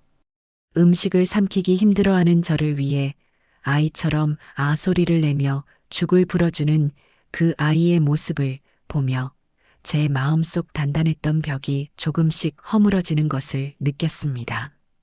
며칠 뒤 퇴원을 하고 집으로 돌아왔을 때 민지의 간호는 계속되었습니다. 아들 녀석은 회사에 가야 했지만 민지는 자신의 회사에 휴가를 내고 매일같이 저희 집으로 출근 도장을 찍었습니다. 깁스를 한 제 몸을 씻겨주고 삼시세끼를 차려주었으며 말동무가 되어주었습니다. 처음에는 서툴고 어색했지만 날이 갈수록 그 아이의 손길은 점점 능숙해졌어요. 한 번은 제가 화장실에 가다가 균형을 잃고 넘어질 뻔한 적이 있었는데 민지가 자기 몸을 던져 저를 부축하는 바람에 둘 다 바닥에 주저앉고 말았습니다. 다행히 저는 다치지 않았지만 민지는 팔꿈치가 시멘트 바닥에 쓸려 피가 나고 있었죠. 저는 괜찮냐고 물었지만 민지는 자기 상처는 아랑곳하지 않고 제 몸부터 살피며 울먹였습니다. 어머니, 괜찮으세요? 어디 다치신 데 없어요? 정말 죄송해요. 제가 제대로 못 봐서. 그 순간 저는 더 이상 그 아이를 미워할 수가 없었습니다. 그렇게 며칠이 더 흘렀습니다. 어느 날 오후 저는 소파에 앉아 텔레비전을 보고 있었고 민지는 제 옆에서 묵묵히 사과를 깎고 있었죠. 사각사각 조용한 거실의 사과 깎는 소리만 울려 퍼졌습니다. 계획했던 공식적인 사죄는 제 사고로 인해 물거품이 되었지만 어쩌면 지금 이 시간이 그 어떤 말보다 더 진실한 사죄의 시간일지도 모른다는 생각이 들었습니다. 그때 사과를 깎던 민지가 갑자기 칼을 내려놓고는 제 앞에 무릎을 꿇었습니다. 그리고는 제 손을 꼭 잡고 그동안 참아왔던 눈물을 터뜨렸습니다. 어머니, 제가 정말 생각이 짧았어요. 죄송합니다. 제가 너무 어리고 철이 없어서 어머니 마음이 얼마나 아프셨을지 헤아리지 못했어요. 질투심에 제 못난 자존심 때문에 어머니한테 못되게 굴었어요. 어머니 생신날 사탕을 사갔던 건 정말 바보 같은 짓이었어요. 저희 엄마한테는 비싼 선물 해드리면서 어머니께는 그런 성의 없는 선물을 드린 제 자신이 너무 부끄럽고 한심해서 견딜 수가 없어요. 정말 죄송합니다, 어머니. 민지는 어린아이처럼 엉엉 울며 두서없이 자신의 잘못을 고백했습니다. 이번에는 그 어떤 변명도 핑계도 없었습니다. 오직 자신의 잘못에 대한 처절한 반성과 후회의 눈물만이 가득했죠. 저는 말없이 제 손등 위로 떨어지는 며느리의 뜨거운 눈물을 느끼며 다른 손으로 그 아이의 등을 가만히 토닥여 주었습니다. 그래, 이제 알았으면 됐다. 일어나거라. 바닥이 차다. 제 말에 민지는 고개를 들어 저를 바라보았습니다. 눈물과 콧물로 범벅이 된 얼굴이었지만 저는 그 얼굴에서 처음으로 꾸밈 없는 진심을 보았습니다. 저는 휴지를 뽑아 며느리의 얼굴을 직접 닦아주었어요. 그리고 나지막이 말했습니다. 나도 그동안 너한테 너무 모질게만 대한 것 같아 미안하구나. 너도 마음고생이 심했지. 그 순간 우리는 시어머니와 며느리가 아닌 서로의 상처를 보듬어주는 두 여자였습니다. 뜻밖의 위기는 그렇게 우리에게 진심을 마주할 시간을 선물해 주었습니다. 제 발목이 어느 정도 회복되어 목발을 짚고 걸을 수 있게 되기까지는 꼬박 2달이라는 시간이 걸렸습니다. 그 2달 동안 며느리 민지는 제 곁을 그림자처럼 지켰습니다. 아침 일찍 저희 집에 와서 아침 식사를 차리는 것으로 하루를 시작해 저녁 늦게 아들이 퇴근하고 돌아올 때까지 저를 살뜰히 보살폈죠. 그 아이는 더 이상 제게 어색하고 불편한 존재가 아니었어요.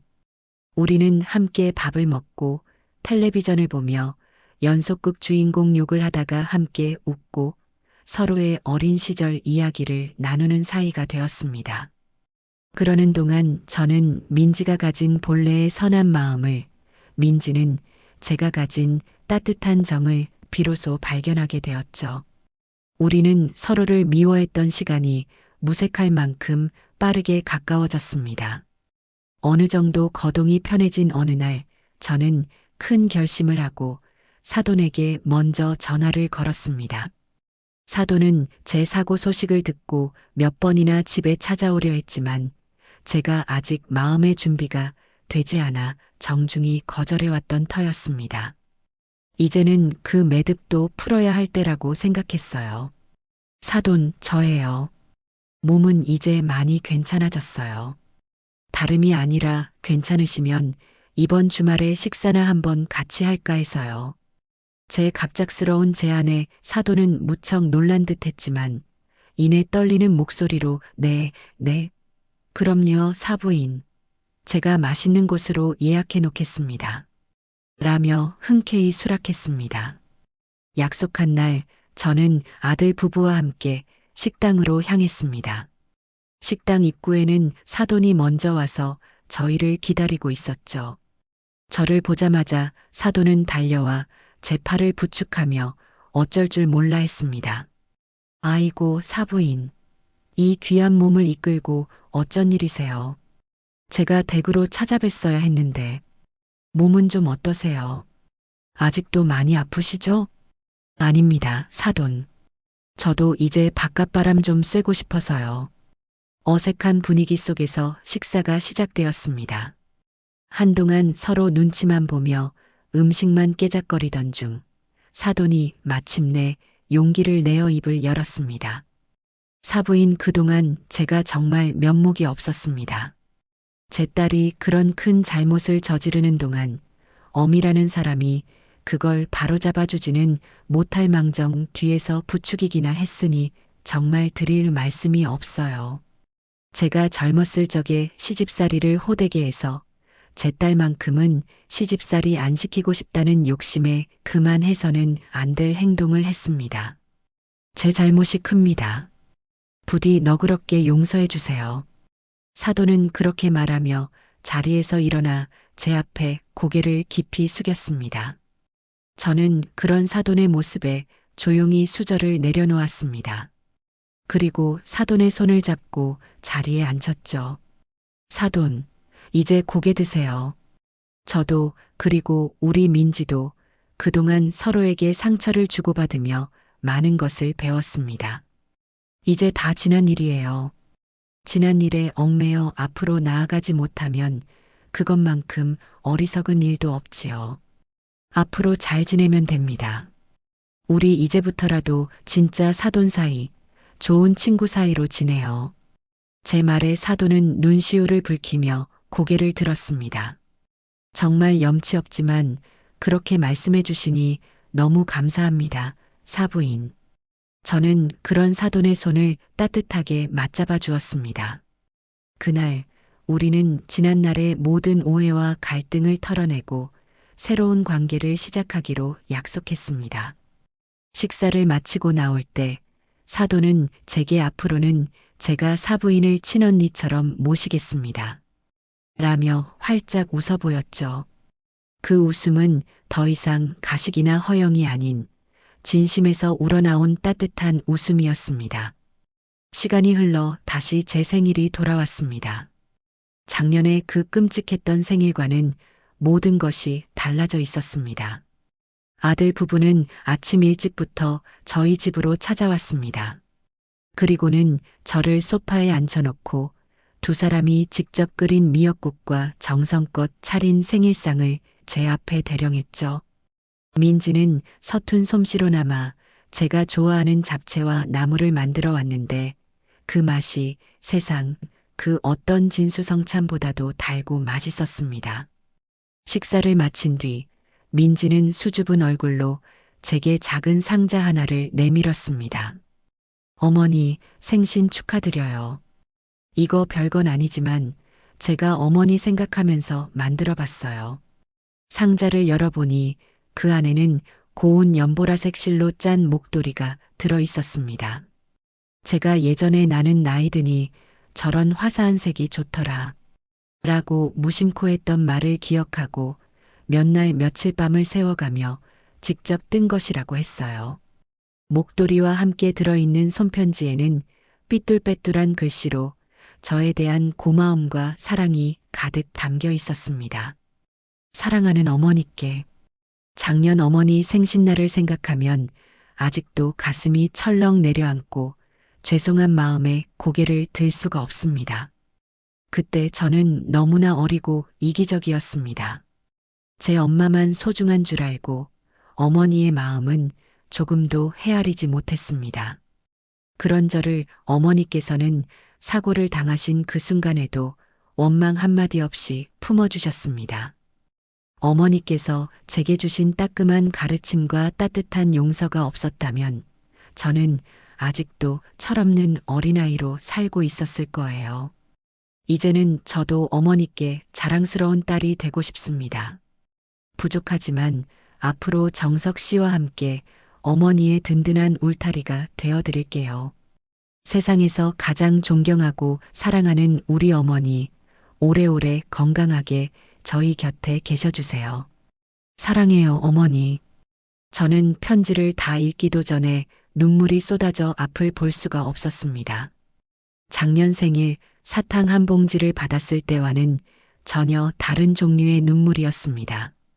가슴 깊은 곳에서부터 차오르는 따뜻하고 벅찬 감동의 눈물이었죠. 저는 민지를 꼭 껴안아 주었습니다. 고맙다, 아가. 내 평생 받아본 선물 중에 최고다. 그 어떤 값비싼 보석이나 명품 가방도 이 목도리만큼 제 마음을 뜨겁게 하지는 못했을 겁니다. 그 후로 우리 가족은 정말 가족이 되었습니다.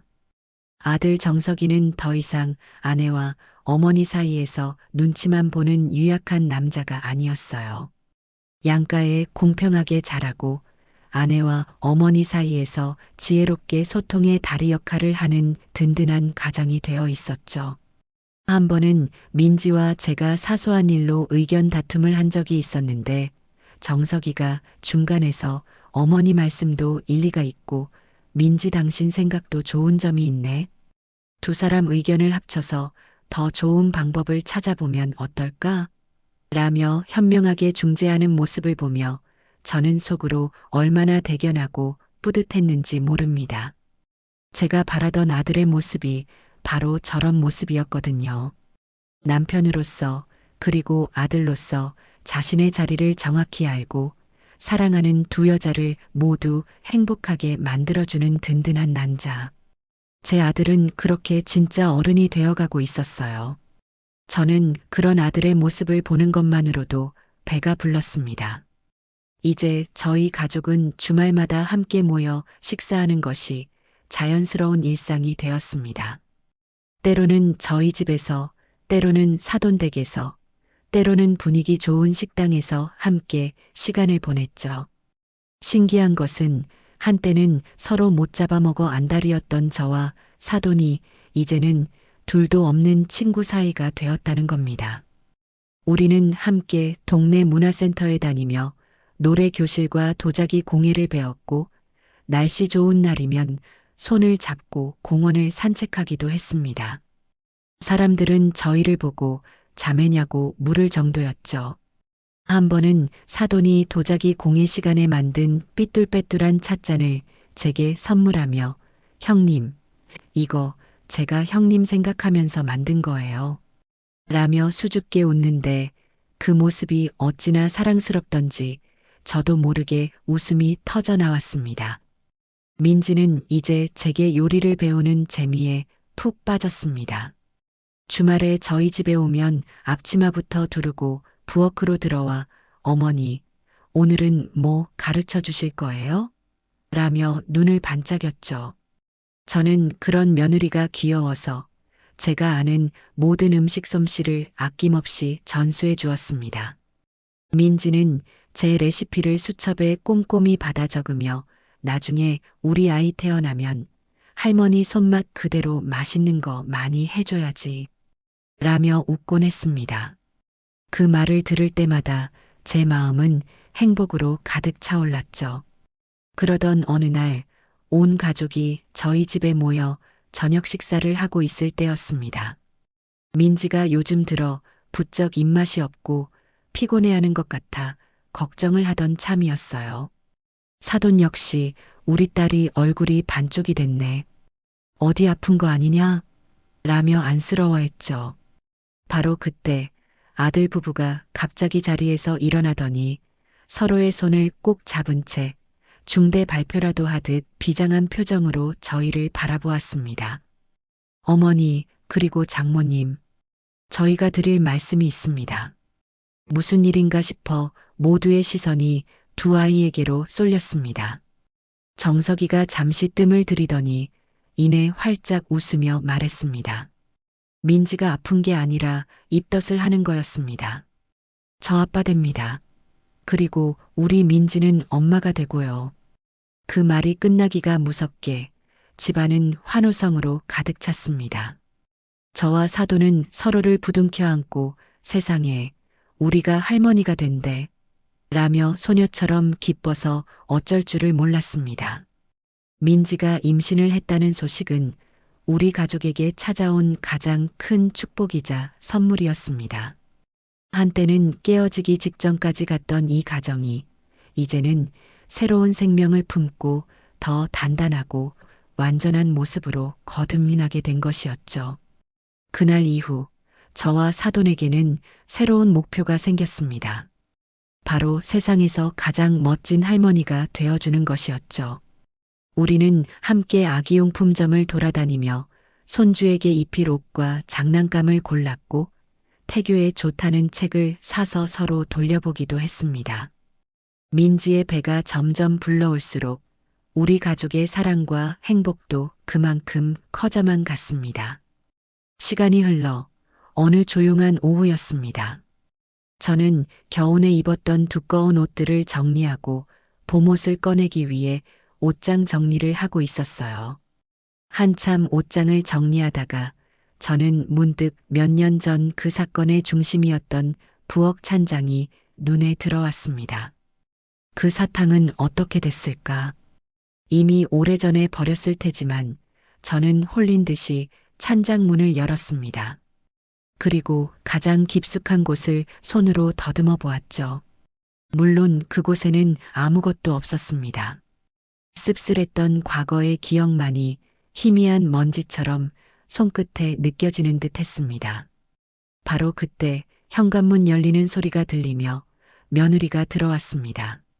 만삭의 몸으로 계단을 오르내리기 힘들 텐데도 민지는 거의 매일같이 저를 보러 와주었죠. 어머니, 뭐 하세요? 또 어디 아프신 거 아니죠? 응, 아니야.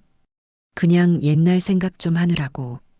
민지는 제 손에 들린 것이 아무것도 없다는 것을 보고는 환하게 웃으며 자신이 들고 온 예쁜 쇼핑백을 제게 건넸습니다. 어머니, 이거요. 지나오다가 어머니 생각나서 사왔어요. 쇼핑백 안에는 작고 우아한 상자가 들어 있었습니다. 상자를 열어보니 그 안에는 보석처럼 반짝이는 형형색색의 수제 과일 사탕들이 예쁘게 담겨 있었어요. 최고급 디저트 가게에서나 볼 수 있는 아주 귀하고 비싼 사탕이었죠. 민지는 사탕 하나를 집어 제 입에 쏙 넣어주며 말했습니다. 어머니, 입 심심하실까봐 사왔어요. 같이 차 한잔하면서 먹어요. 몇 년 전 제 가슴에 비수처럼 꽂혔던 바로 그 말이었습니다. 하지만 똑같은 말임에도 불구하고 지금 제 마음속에 울리는 그 말은 세상 그 어떤 말보다 달콤하고 따뜻하게 느껴졌습니다. 저는 입안에서 부드럽게 녹아내리는 사탕의 단맛을 느끼며 며느리를 향해 진심으로 활짝 웃어보았습니다. 우리는 나란히 식탁에 앉아 차를 마시며 사탕을 나누어 먹었습니다. 창밖으로는 따스한 봄 햇살이 쏟아져 들어오고 있었죠. 그 순간 저는 깨달았습니다. 인생이란 어쩌면 이 사탕과 같은 것일지도 모른다고요. 때로는 깨물면 이가 시릴 정도로 딱딱하고 때로는 목이 아릴 정도로 쓰디쓴 맛을 내기도 하지만 결국 그 모든 시간을 견디고 나면 입안 가득 진한 달콤함이 남는다는 것을요. 씁쓸했던 과거의 기억은 어느새 달콤한 추억이 되어 있었습니다. 이제 우리 가족에게는 저 햇살처럼 따뜻하고 이 사탕보다 더 달콤한 날들만이 가득할 겁니다. 우리 곁에는 곧 태어날 예쁜 아기와 서로를 아끼고 사랑하는 진짜 가족이 있으니까요. 시간은 쏜살같이 흘러 며느리의 배는 금방이라도 터질 듯이 부풀어 올랐습니다. 온 가족은 새로운 생명이 세상에 나올 날만을 손꼽아 기다렸죠. 저와 사돈은 매일같이 통화하며 혹시라도 진통이 시작될까 노심초사했어요. 우리는 이미 아기 침대부터 옷까지 장난감까지 모든 준비를 끝마친 상태였어요. 어서 빨리 작고 예쁜 손주를 품에 안아보고 싶은 마음뿐이었습니다. 그리고 마침내 예정일보다 조금 이른 어느 새벽 아들에게서 다급한 전화가 걸려왔습니다. 민지의 진통이 시작되어 병원으로 가고 있다는 소식이었죠. 저와 사돈은 약속이라도 한 듯 새벽 공기를 가르며 택시를 잡아 타고 같은 병원으로 향했습니다. 병원 복도에서 마주친 우리는 서로의 손을 꼭 잡고 아무 말 없이 분만실 앞을 서성거리기 시작했습니다. 그 순간 우리는 더 이상 사돈지간이 아닌 한마음으로 자식과 손주의 안위를 걱정하는 똑같은 어미였습니다. 분만실 안에서는 며느리의 고통스러운 비명소리가 희미하게 새어나왔습니다. 그 소리가 들릴 때마다 저와 사돈의 가슴도 함께 찢어지는 듯 했어요. 아이고, 우리 딸, 아가, 조금만 더 힘을 내거라. 우리는 서로의 어깨에 기댄 채 할 수 있는 것이라고는 간절히 기도하는 것뿐이었습니다. 몇 시간이 흘렀을까요? 길고 긴 상고의 시간이 끝나고 마침내 우렁찬 아기 울음소리가 복도 전체에 울려 퍼졌습니다. 으앙, 으앙. 그 소리를 듣는 순간 저와 사돈은 약속이라도 한 듯 서로를 부둥켜 안고 기쁨의 눈물을 흘렸습니다. 잠시 후 수술복을 입은 아들 녀석이 땀과 눈물로 범벅이 된 얼굴로 분만실 문을 열고 나왔습니다. 엄마, 장모님, 예쁜 공주님이에요. 민지도 아기도 모두 건강해요. 아들의 그 말을 듣고 나서야 저희는 다리에 힘이 풀려 그 자리에 주저앉고 말았습니다. 안도감과 감사함, 그리고 형언할 수 없는 벅찬 감정이 온몸을 휘감았습니다. 잠시 후 간호사의 품에 안겨나온 작고 붉은 아기를 마주한 순간 저는 세상의 모든 소음이 멎는 듯한 경험을 했습니다. 꼬물거리는 작은 손가락, 꼭 감은 눈, 가느다란 속눈썹. 세상에 이렇게 작고 소중한 생명이 내 아들의 아이라니. 제 손주라니요. 저는 떨리는 손으로 아기를 조심스럽게 안아들었습니다. 따뜻하고 묵직한 생명의 무게가 제 품으로 고스란히 전해져 왔습니다. 아기는 제 품이 편안했는지 이내 울음을 그치고 새근새근 잠이 들었어요. 그 평화로운 얼굴을 내려다보며 저는 조용히 눈물을 흘렸습니다. 이 아이를 보기 위해, 이 행복을 느끼기 위해 우리는 그토록 아프고 힘든 시간을 건너왔던 것일지도 모릅니다. 아기를 번갈아 안아본 사돈 역시 아이고 예쁘다라며 연신 눈물을 훔쳤죠. 우리 두 할머니에게 그 아이는 세상 그 무엇과도 바꿀 수 없는 가장 달콤한 선물이었습니다. 손녀의 이름은 소미라고 지었습니다. 아름다움을 잇는다는 뜻이었죠. 소미는 우리 가족에게 기쁨 그 자체였습니다. 며느리가 산후조리를 하는 동안 저와 사돈은 하루씩 번갈아 가며 아들네 집으로 향했습니다. 처음에는 서로 자신이 더 아기를 잘 본다며 티격태격하기도 했어요. 사돈이 형님, 기저귀는 그렇게 채우는 게 아니에요. 이렇게 해야지. 라고 하면 저는 사돈, 요즘 애들은 속삭에 그렇게 꽉 싸매면 안 된대요. 좀 헐렁하게 해줘야지. 라며 맞받아쳤죠. 하지만 그 다툼은 예전의 날선 감정 싸움이 아닌 손주를 향한 애정이 듬뿍 담긴 행복한 신경전이었습니다. 우리는 서로의 육아 방식을 존중하며 때로는 배우고 때로는 가르쳐주며 환상의 호흡을 자랑하는 공동 육아팀이 되어갔습니다. 하루는 제가 정성껏 끓인 미역국을, 사돈은 자신이 자신 있다며 만든 호박죽을 동시에 가지고 아들네 집에 방문한 적이 있었어요. 현관에서 마주친 저희는 서로의 손에 들린 보온병을 보고는 그만 웃음보가 터지고 말았습니다. 어머, 형님도 오셨어요? 사돈이야말로. 우리는 거실에 나란히 앉아 민지에게 서로 자기 음식이 더 맛있으니 먼저 먹어보라며 아이처럼 자랑을 늘어놓았습니다. 그 모습을 보던 아들 녀석이 아이고 우리 소미는 할머니가 둘이라서 정말 좋겠다. 나중에 양손에 할머니들이 사주는 장난감 가득 들고 다니겠네. 라며 웃는데 그 모습이 어찌나 평화롭고 행복해 보이던지 저는 그 순간을 평생 잊지 못할 거라고 생각했습니다.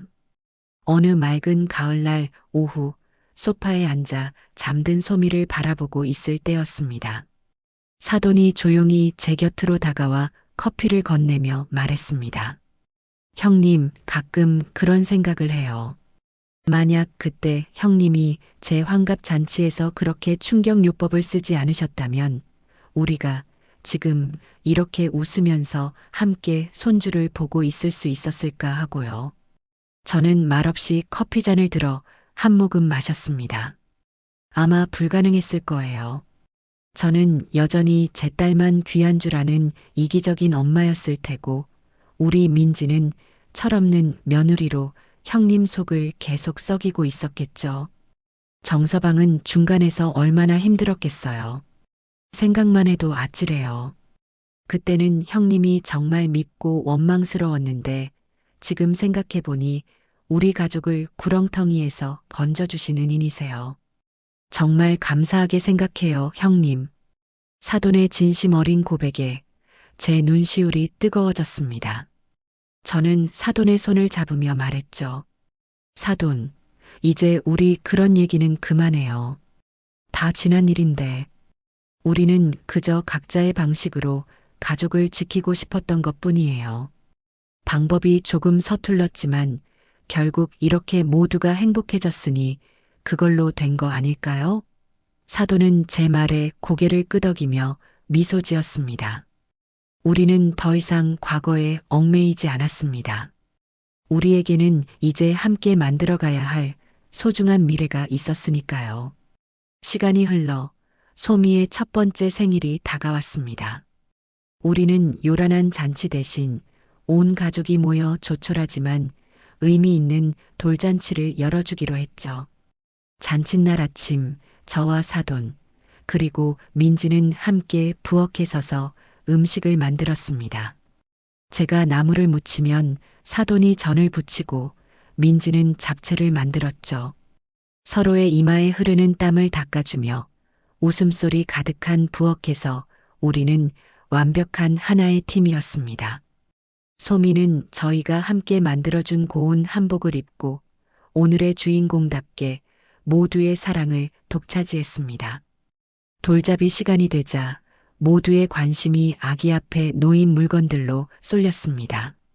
정석이는 의사가 되었으면 좋겠다며 청진기를, 사돈은 돈 많이 벌라며 돈을, 저는 지혜로운 사람이 되라며 붓을 놓았죠. 소미는 한참을 망설이더니 제 앞에 놓인 붓을 꼭 잡았습니다. 저는 기쁜 마음에 소미를 번쩍 안아들고 볼에 뽀뽀를 해주었죠. 잔치가 끝나고 거실에 둘러앉아 함께 찍은 가족 사진을 보고 있을 때였습니다. 사진 속에는 세상 가장 행복한 얼굴을 한 우리 가족의 모습이 담겨 있었어요. 품이 있는 할머니가 된 저와 사돈, 든든한 아빠가 된 정석이, 따뜻한 엄마가 된 민지, 그리고 그 중심에서 천사처럼 웃고 있는 소미까지. 저는 그 사진을 한참 동안 바라보았습니다. 그리고 문득 이 모든 이야기의 시작이었던 사탕 한 봉지를 떠올렸습니다.